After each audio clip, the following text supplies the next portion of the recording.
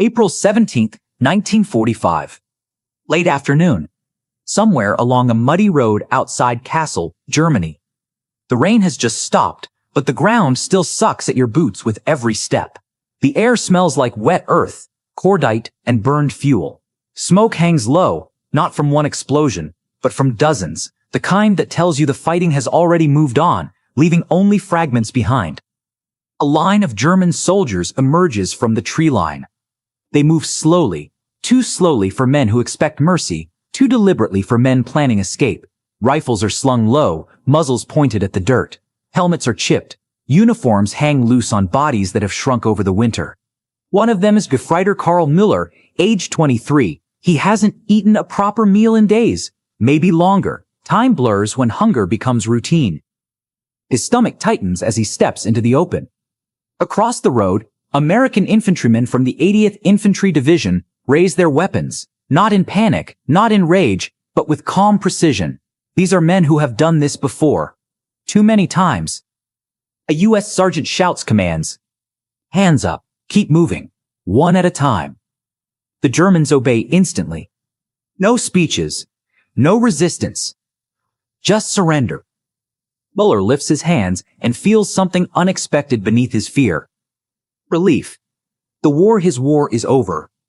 At least, that's what he thinks. Their march down the road past burned-out trucks and shattered stone walls. American jeeps idle nearby, engines humming steadily, almost lazily. One GI is chewing something as he watches the prisoners pass. Chewing. Muller notices it because chewing has become a luxury in Germany. The prisoner line halts near a temporary holding area, little more than a field enclosed with wire and guarded by men who look healthy. That's the word that keeps forcing its way into Miller's thoughts. Healthy. The Americans are broad-shouldered, their faces are full, their uniforms, though dirty, fit properly. Boots look worn, yes, but not falling apart.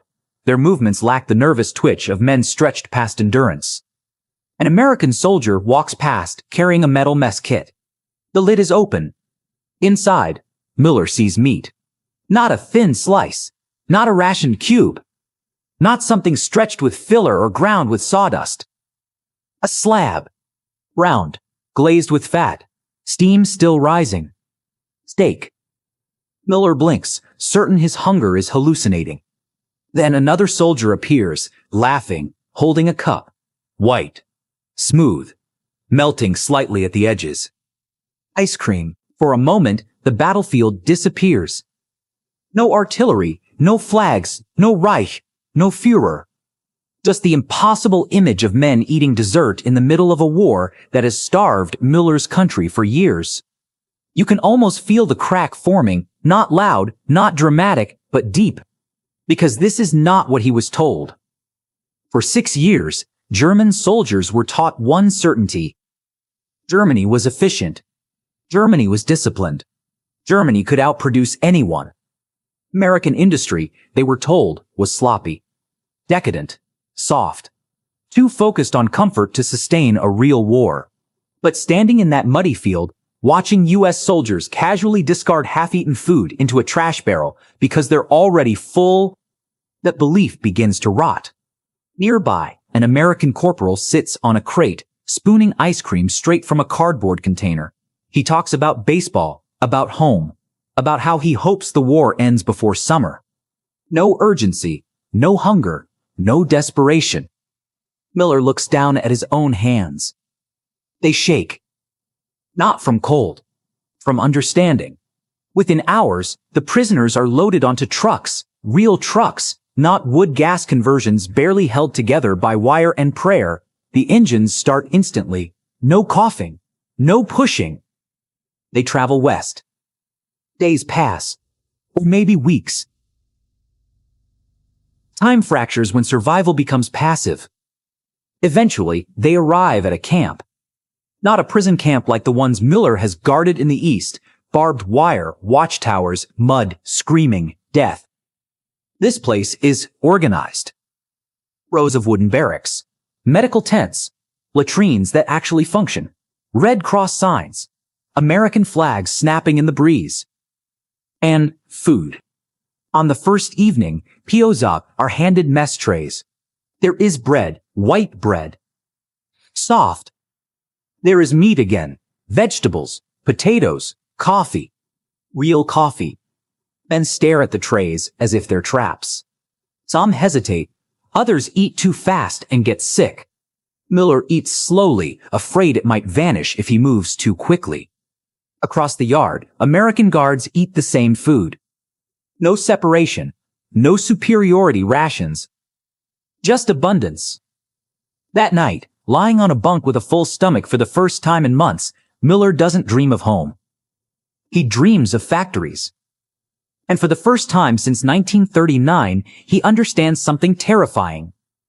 Germany didn't lose because its soldiers weren't brave. Germany lost because the war was already over, long before he ever raised his hands on that muddy road. And this realization is only just beginning. Morning comes quietly. No sirens. No shell fire. No frantic orders barked into the dark. Carl Miller wakes to the sound of birds. For a moment, confusion tightens his chest. Birds mean peace. Peace feels illegal. He opens his eyes expecting rubble or a frozen trench wall. Instead, he sees unfinished pine boards above him, neatly nailed, evenly spaced. A barracks ceiling. Sunlight leaks through a narrow window, pale but warm. The bunk beneath him is solid.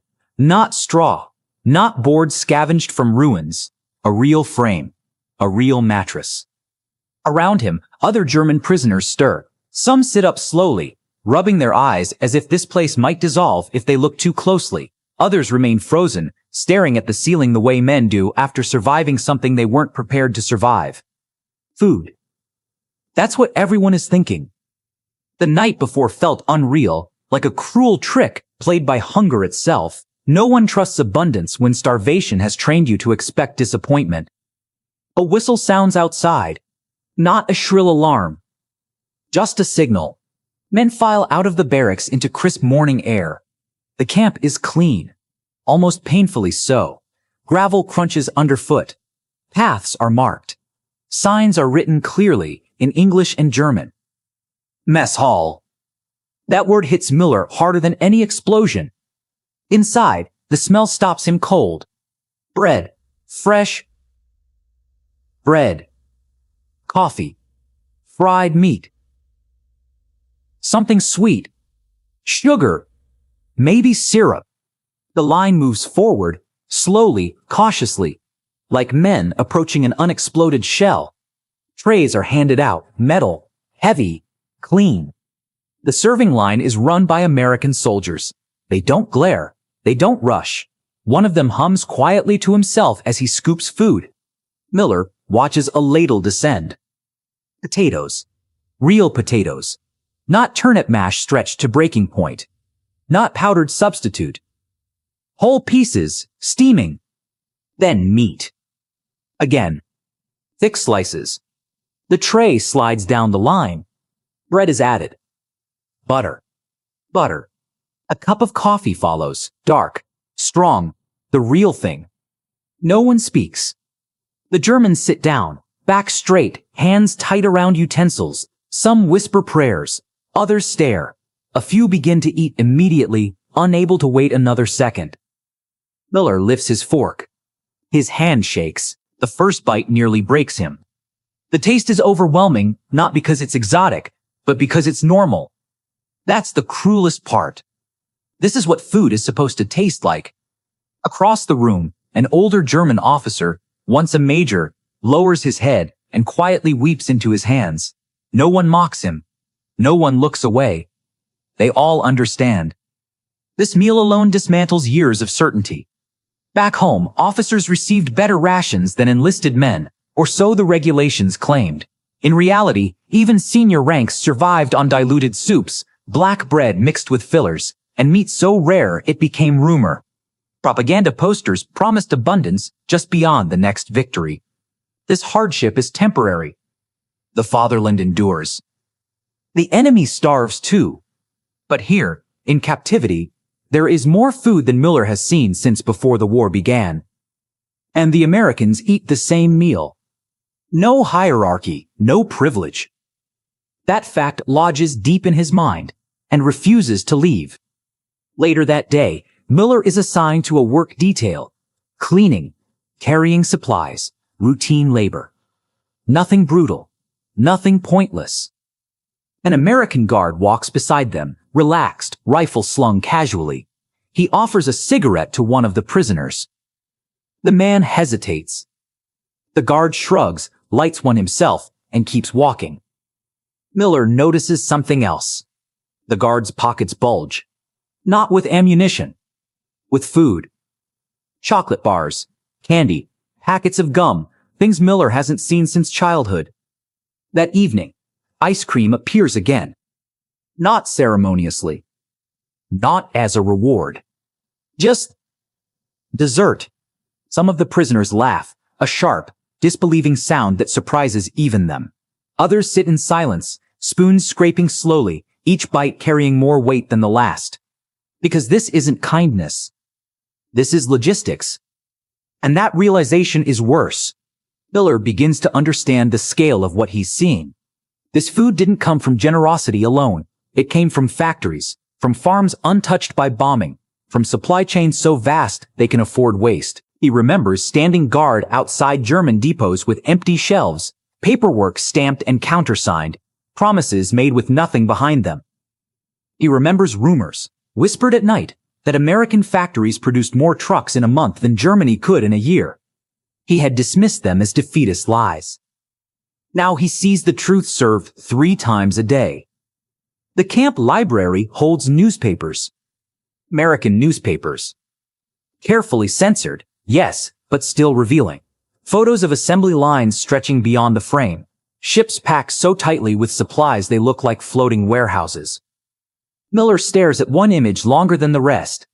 A factory floor. Thousands of workers. Endless machines. Everything humming. Order without desperation. Production without fear. And suddenly, the war reorganizes itself in his mind. It wasn't decided at Stalingrad, or Normandy, or the Ardennes. It was decided in places like Detroit, Pittsburgh, Chicago, places Miller never saw, but now feels crushing down on him from across the ocean. That night, as lights dim and the camp settles, Miller lies awake. Around him, men whisper. Not about escape. Not about revenge. About meals. About how long the Americans must have had this much food. About how their families back home are surviving on scraps while prisoners of war eat better than civilians. No one says it out loud, but the question hangs heavy in the dark. If this is what the Americans can give to captured enemies, what were they giving their own soldiers all along? And if they could do this effortlessly, what chance did Germany ever really have? The answer frightens Miller more than defeat. Because it means the war was unwinnable long before he ever pulled a trigger. And in the days ahead, that realization will only deepen as American abundance reveals itself not as mercy, but as unstoppable force. A week passes. Then another. Routine settles in, and that, more than anything, unnerves the prisoners. Wars are supposed to be loud, violent, chaotic. Even captivity, they were told, would be brutal, punishing, designed to break the spirit. But this place runs on schedules. Breakfast at the same hour, work details assigned calmly, medical inspections conducted with efficiency, mail distribution posted on a board, names written neatly in chalk. Carl Miller stops counting days after the second week, not because time stops mattering, but because survival no longer requires obsession. That thought alone feels like betrayal. During work detail one morning, Miller is assigned to unload crates near the supply depot. The boxes are stenciled with numbers, destinations, and dates. He understands English well enough to read them. Frozen dairy, handle with care. Meat products, refrigerated. Dessert rations, weekly. Weekly. Dessert. His hands pause on the crate lid. Inside are cartons. Ice cream again, still frozen. He looks up instinctively, expecting a reprimand. Instead, the American quartermaster waves him along, uninterested. To them, this is ordinary. To Miller, it's a revelation that refuses to stay contained. That afternoon, the camp commander, a U.S. Army lieutenant colonel, allows a small group of POWs to assist in clerical tasks. Miller is among them, chosen because he can read English and type. He sits at a desk stacked with forms, supply logs, shipment manifests, inventory tallies. Numbers spill across the pages. Tons of food, tons of fuel, replacement uniforms arriving faster than they wear out, medical supplies stocked beyond immediate need. The numbers don't strain the system. They are the system. Miller begins to compare. Back home, every shortage was blamed on sabotage, on bombing, on traitors, on inefficiency that could be fixed with just a little more sacrifice. Here, Miller sees no sacrifice. Only scale. This isn't superiority through discipline. It's superiority through capacity. And once you see it, you can't unsee it. In the evenings, the prisoners talk more openly now. Not loudly, not with defiance. But honestly, a former logistics officer explains it first. We were told American production was exaggerated, he says quietly, that their workers were lazy, undisciplined. He pauses, staring at his tray. Still half full, we believed it because we needed to. Another man, once a factory foreman in Essen, nods slowly. Our factories worked around the clock, he says. But we were always short, steel, fuel, labor, always. Silence follows. Because the conclusion is unavoidable. Germany wasn't losing due to mistakes. Germany was losing because it was smaller than the war it started. Miller begins to replay moments from earlier years. Propaganda films showing overflowing warehouses, smiling workers, promises of endless reserves. Ration cards shrinking, then shrinking again. Orders demanding more output with fewer materials. Men sent to the front because there were no replacements, not because of courage, but because of desperation. At the time, it all felt like temporary strain. Now it feels like warning signs ignored. The Americans don't talk about victory much. They don't need to. Their confidence is built into everything around them, the food, the equipment, the orderliness of the camp itself. Victory here doesn't feel emotional. It feels mathematical. One evening, a Red Cross representative visits the camp. Letters are distributed. Miller receives one from home. The paper is thin. The writing cramped, as if space itself has become precious.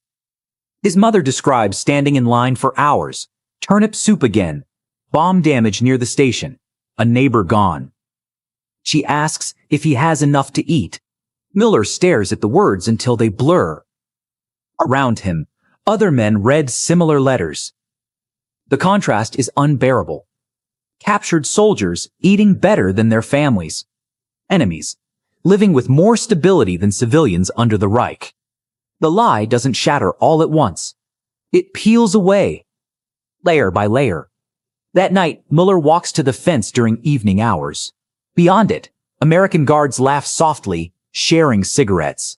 One of them drops a candy wrapper into a bin already half full. Waste. Not malicious. Not arrogant. Just surplus. Miller grips the wire lightly. For the first time, he allows a forbidden thought to fully form. The war was never a fair fight. Not because of bravery. Not because of strategy. But because one side could afford abundance, and the other could only ration hope. And in the days to come, Miller will realize something even more unsettling. This abundance didn't just defeat Germany's army. It dismantled its belief system. And once belief is gone, nothing remains to fight for. The change doesn't announce itself. There's no shouting, no revolt, no dramatic renunciation of oaths. Belief collapses the way exhaustion does, quietly, and then all at once. Carl Miller notices it during roll call. The men still stand straight. They still respond when their names are called, but something behind their eyes is missing now. Not fear, not anger. certainty. The words they once used so easily, Vaterland, Ensig, duty, have gone strangely hollow. In their place sits a heavier realization. They were not defeated by stronger soldiers. They were defeated by a stronger world. The camp receives a shipment of new winter clothing, even though spring has already begun. American officers distribute coats to POWs without ceremony. Extra stock, they explain. Extra. Miller runs his fingers along the fabric. Thick. Durable. Properly stitched. In Germany, winter gear ran out months earlier. Men froze in foxholes wrapped in newspapers and scraps. Here, surplus is routine.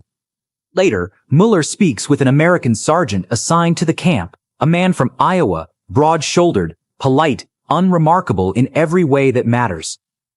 How long, Muller asks carefully, did you know you would win? The sergeant considers this. Win, he says. I guess, before I shipped out. There's no arrogance in his voice. Just fact. That answer hits Muller harder than any insult ever could. The prisoners begin attending re-education briefings, films, lectures, discussions. At first, most sit stiffly, arms crossed, expecting humiliation. Instead, they are shown numbers. Factory output charts. Shipping tonnage. Agricultural yields. No shouting, no mockery. Just reality. The figures dwarf anything Germany ever produced. One film shows American assembly lines turning out aircraft in numbers that feel unreal, hundreds per week. Tanks rolling off conveyors like consumer goods. Muller hears a man behind him whisper, "It's impossible." But it isn't. That's the point. The real damage isn't done by the films. It's done by comparison. Every day, the prisoners see Americans waste nothing intentionally, but lose nothing accidentally either. Systems catch failures before they become crises. Miller remembers German supply officers screaming about shortages they couldn't explain, blaming saboteurs they couldn't find. Here, no one screams. They plan. They adjust. They produce more. The difference is devastating. Conversations change tone. Men stop speaking about, after the war, in terms of victory. They speak about survival, about rebuilding, about whether Germany will even exist in a recognizable form. Some cling to denial. They insist the Americans are exaggerating, staging abundance for show. But the scale is too consistent. Too boring. No one maintains a lie this efficiently. One afternoon, Miller is tasked with repairing a fence line with an American engineer. They work in silence for a while, hammering posts into the dirt. The American wipes sweat from his brow and takes a swig from a canteen. "War's a hell of a thing," he says casually. Miller nods. Yes. The American pauses, then adds. "But we'll be home soon. They're already cutting production schedules." Cutting. Because there is more than enough. Miller feels the last thread snap. Germany didn't lose because it ran out of courage. It lost because it ran out of capacity. And courage alone can't feed armies. Can't fuel trucks. Can't replace factories turned to rubble. That night, Miller writes back to his mother. He doesn't mention the food. He can't. Instead, he writes something simpler. "The war is truly over," he says. Not just for me. As he folds the letter, Muller understands the final truth. Belief is powerful, but abundance decides wars. And Germany never stood a chance against a nation that could afford to feed even its enemies better than it fed its own doubts. Summer arrives without fanfare. The grass inside the camp turns green. Dust settles. Shadows shorten. For the first time in years, war does not dictate the seasons. Carl Miller notices the change in small ways. Men stop flinching at loud noises. They sleep through the night. They begin to talk about ordinary things again, trades, families, places they once planned to visit. Normal thoughts feel dangerous at first, like tempting fate. But nothing happens. The guards don't tighten control. The food doesn't disappear. The routine holds. And slowly, painfully, Muller realizes something unsettling. This is what stability feels like. One afternoon, a group of POWs is escorted to a nearby town for supervised labor, clearing debris, repairing roads. It's Miller's first time outside the camp since his capture. The town is intact. Not untouched, but functioning. Shops are open. Children ride bicycles. Trucks roll past carrying goods instead of soldiers. American civilians move through the streets with an ease Miller hasn't seen since before the war. They complain about trivial things. Prices, weather, gasoline ration limits that still leave them mobile. At a corner store, a chalkboard advertises ice cream. Miller stops walking. Ice cream. Sold openly. Casually. To civilians. Not as a reward. Not as a luxury. Just another product. The escort notices Miller staring. "You want some?" he asks, half joking. Miller shakes his head. He's already seen enough. Back at camp, the prisoners gather in the evenings more often now. Not to whisper, but to talk openly. A former teacher speaks about rebuilding schools. A mechanic discusses tools he hopes still exist. An ex-soldier admits he doesn't know who he is without a uniform. No one talks about returning to fight. That question is gone. The war didn't end here with gunfire. It ended with understanding. Miller spends time in the camp library, reading American newspapers from weeks earlier. Headlines announce victory in Europe. Attention already shifts toward the Pacific. Reconstruction plans are debated. Budgets are discussed. Budgets. The word alone feels surreal. Germany spoke in sacrifices. America speaks in planning. The difference is everything. One evening, Miller stands at the fence again.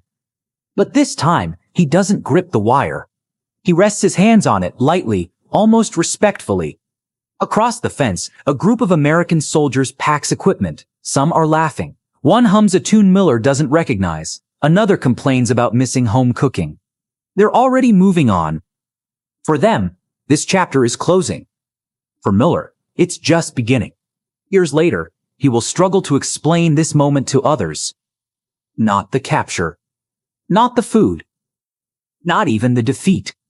But the realization that the war was decided not by speeches or symbols, but by systems that quietly worked while others loudly promised. That belief can drive men to fight, but only abundance can carry them to victory.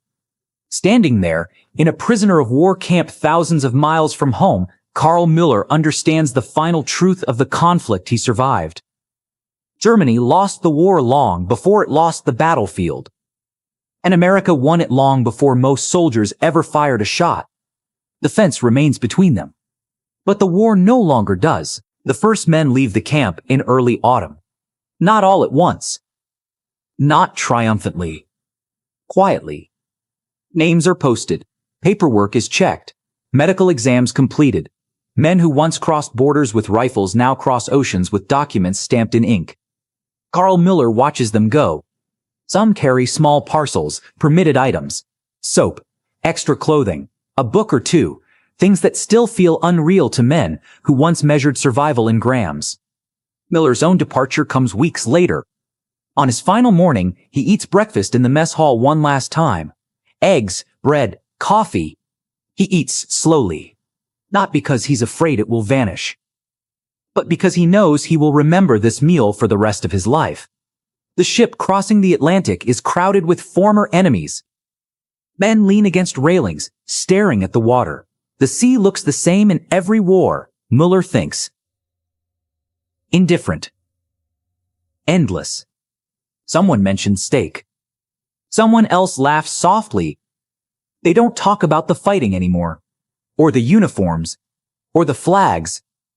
They talk about factories, about food, about how strange it felt to be treated like a human being after years of being treated like a resource.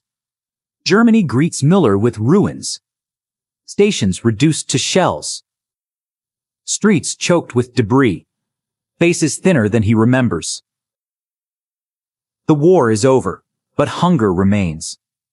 His mother cries when she sees him, not because he looks strong, but because he doesn't look broken. At dinner, she apologizes for the soup. It's watery, thin, familiar. Miller eats it gratefully. But inside, something has changed forever. In the years that follow, Miller rarely speaks about the fighting. When people ask him why Germany lost, he doesn't mention generals or battles. He talks about meals, about watching enemy soldiers throw away food because they had too much, about ice cream in the middle of a war, about factories that never stopped, farms that were never bombed, and systems that didn't depend on belief to function. Some listen, some don't. But the truth remains. The war wasn't just fought with bullets and tanks. It was fought with calories, steel, shipping schedules, supply chains. And in that war, the outcome was never really in doubt. Decades later, photographs surface in archives. Black and white images of German POWs staring across fences, American soldiers eating casually nearby, faces frozen in moments of realization no propaganda could erase. To modern eyes, they look almost staged. They weren't. They were moments when history revealed itself, quietly, without speeches or slogans. Moments when men realized the world was larger, stronger, and more prepared than they had been led to believe. Moments when the war truly ended, not with surrender papers, but with understanding.